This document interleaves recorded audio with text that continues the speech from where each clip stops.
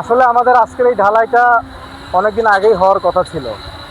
প্রায় 2-2.5 মাস আগে এই ঢালাইটা হওয়ার কথা ছিল, কিন্তু আমরা আসলে ঢালাইটা করতে পারি নাই কারণ আমাদের ঠিকাদার শুরুতেই এই সাইডে খারাপ মানের বালি, খারাপ মানের পাথর এনে মজুত করেছে এবং তাকে বারবার করে আমরা বলেছি যে এই ধরনের বালি এবং এই ধরনের পাথর দিয়ে ঢালাই করা সম্ভব না, আপনি এগুলি সরিয়ে নিয়ে ঢালাই উপযুক্ত বালি এবং পাথর নিয়ে আসেন। কিন্তু সে আমাদের কোনো কথাই কর্ণপাত করে নাই।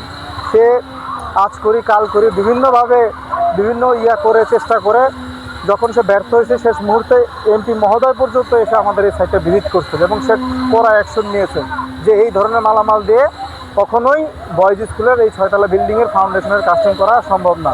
পরবর্তীতে ঠিকাদার সেই অনুপযুক্ত বালি এবং পাথর সরাই নিতে বাধ্য হয়েছে। বাধ্য হওয়ার পরে আপনারা দেখতে পাচ্ছেন এখন বেশ ভালো মানের ব্ল্যাক স্টোন এবং ভালো বালি আমাদের এখানে আসছে, যার দরুন আমরা আজকে ঢালাই করতে পারছি।